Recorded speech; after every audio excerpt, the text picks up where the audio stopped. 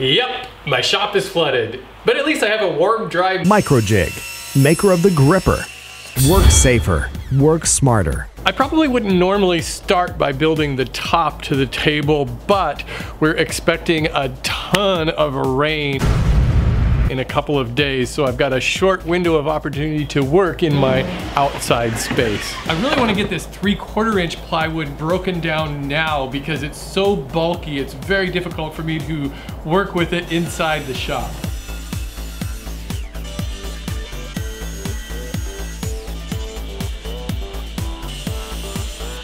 I'm going to use this inexpensive piece of 1/4 inch plywood as the underside of the tabletop. I'm going to build this using a torsion box construction, and what that is 2 pieces of thin plywood sandwiched together with thicker strips of inexpensive plywood in between them. That way I can make the tabletop thicker without having to use really thick wood, and I only have to use a 1/4 inch thick piece of cherry plywood for the top. So it saves me a lot of money, plus this kind of construction keeps the tabletop super flat and sturdy.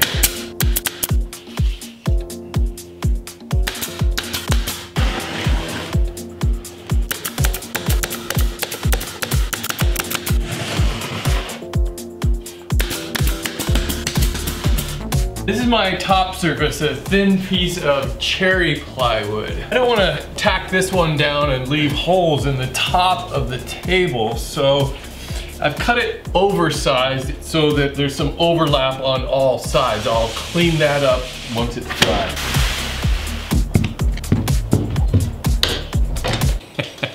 It's my best clamping job ever.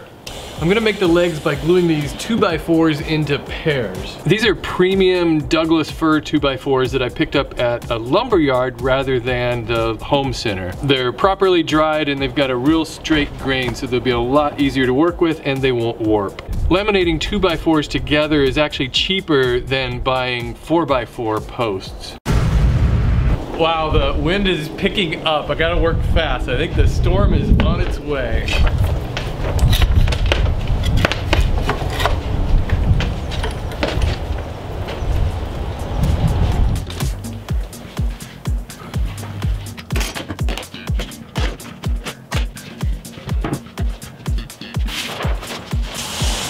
To even up all of these edges, I'm gonna use a flush trim bit in my router. This bit has a bearing on one end that rotates and rides along the reference surface while these blades cut everything flush to that. So in this case, I'm gonna use the bottom surface of my tabletop as a reference.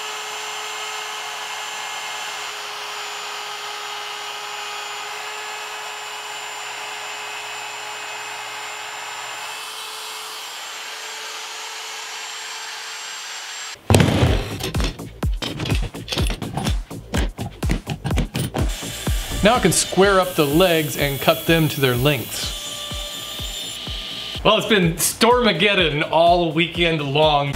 It's Monday morning and I think I have a break in the action. It's supposed to rain for the rest of the week. One of the reasons I like to work outside is that I have all this space for cutting long boards. I'm gonna cut the trim for the top of the table. This is solid cherry lumber. I'll use my miter sled to cut 45-degree miters on each end. I'll carefully glue these strips onto the edges of the tabletop.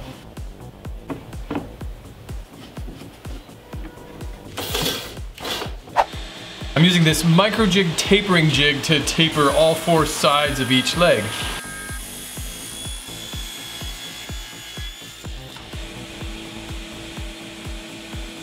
It'll be easier to work on the legs with the router back in my router table.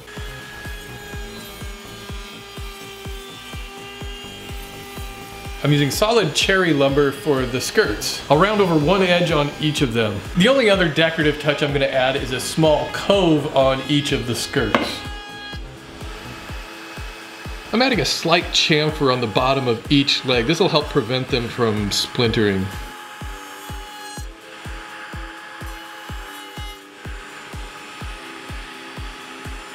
Now I can trim all of the edges flush with the top of the table. I want want to be really careful when I sand this that I don't sand through the really thin top veneer of cherry on this plywood. I'll round over all of the edges with a round over bit in my router. I'm attaching some paper to the top of the table to protect it from scratches when I flip it over so that I can work on the underside. It's a much nicer day today. I'm gonna get started by assembling the legs to the skirts using pocket screws.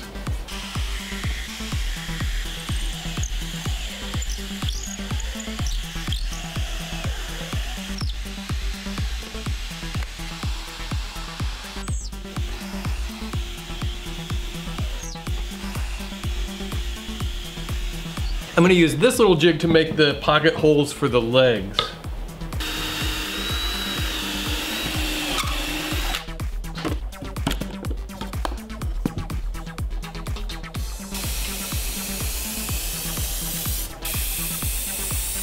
I'm gonna screw the skirts into the legs first.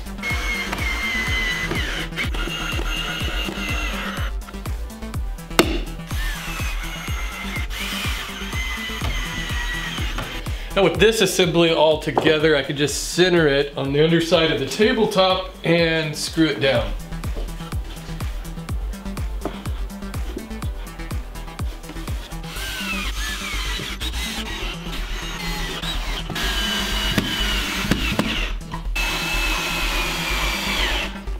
It started raining outside again, so I'm gonna try to finish at least the underside of this today. Hopefully tomorrow will be sunny and I can work outdoors.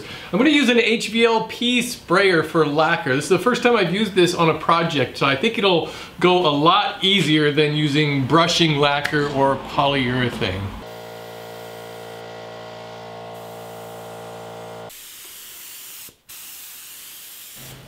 I started with a sealer coat, which was thinned down about 25% lacquer thinner, and then I'll build that up with more layers of lacquer. I put 5 coats of lacquer on the underside surfaces and the legs. Now I can work on the top.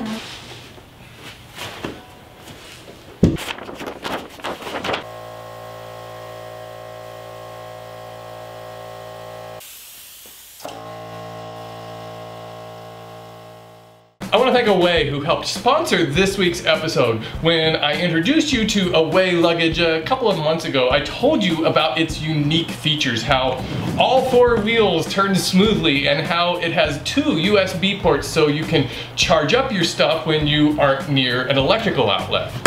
I knew the polycarbonate construction was strong, but I wanted to really put it to the test. Let's see how an Away suitcase holds up in the real world and how people really pack.